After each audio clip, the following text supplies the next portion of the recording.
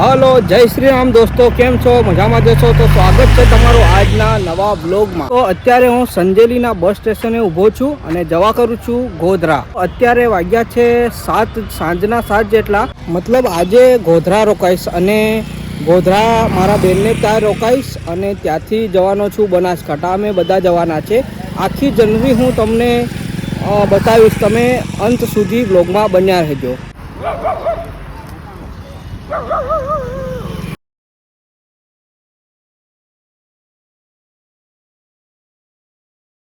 गोधरा पहुंची गयो, लगभग 8 वागी गया छे।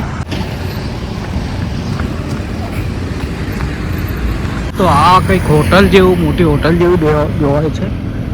आ लगभग आ नवुं बनाव्युं छे। मैं तो आने पहली वार जोऊं छुं, तमे जोई शको छो। दोस्तों फाइनली हूँ गोधरा पहुंची गयो छुं। मैं ब्लॉगमां अंत सुधी बन्या रहेजो एटले तमने खबर पड़शे के हूँ क्या जाऊँ छुं। अने आ विडियो बहु कामनो छे। कदाच कोई प्रॉब्लम थाय तमने तो बहु काम आवशे, एटले विडियो पूरो जोजो। तो दोस्तों हूँ फाइनली मारा बेनने त्यां पहोंची गयो छुं। जमवा बेसी गयो छुं, बहु भूख लागी हती એટલે। અને હવે અમે જવા કરીએ છીએ બનાસકાંઠા। ડીસા પાલનપુરની વચ્ચે જે રસાણા ગામ આવેલું છે, મંદિર આવેલું છે, વીર નરસિંહ મહારાજનું મંદિર આવેલું છે, ત્યાં જવાના છે। કારણ કે ત્યાં કહેવામાં આવે છે કે ત્યાં એક દોરો બાંધવાથી પતરી ઓગળી જાય છે। તો તમે ક્યારેક તમને પ્રોબ્લેમ થાય અથવા તો હોય તો તમે પણ જઈ શકો। તો વિડીયોમાં તમે અંત સુધી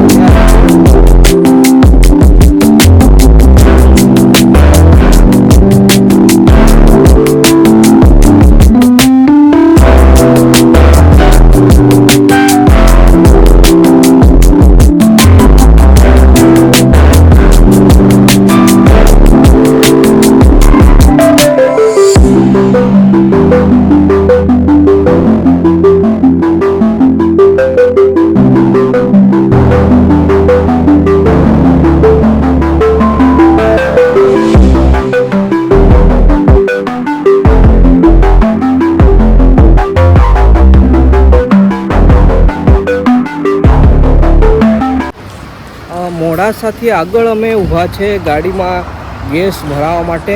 હજી અમે અડધે સુધી પણ નથી પહોંચ્યા અને થોડી વારમાં અમે પહોંચી જઈશું। લગભગ હજી 2 કલાકમાં અમે પહોંચી જઈશું બનાસકાંઠા। હવે 100 કિલોમીટર જેવું રહ્યું છે અને અમે ઊભા રહ્યા છીએ શેરડીનો રસ પીવા માટે।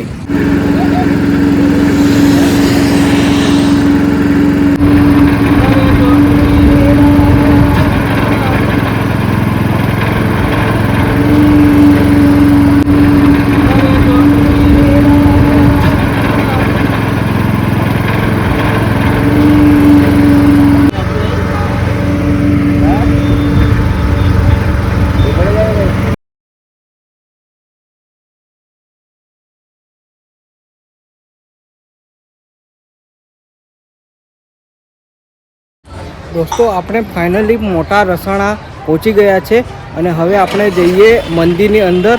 તમે બ્લોગમાં બન્યા રહેજો। કેવું છે મંદિર એ બધું જ હું તમને બતાવું છું।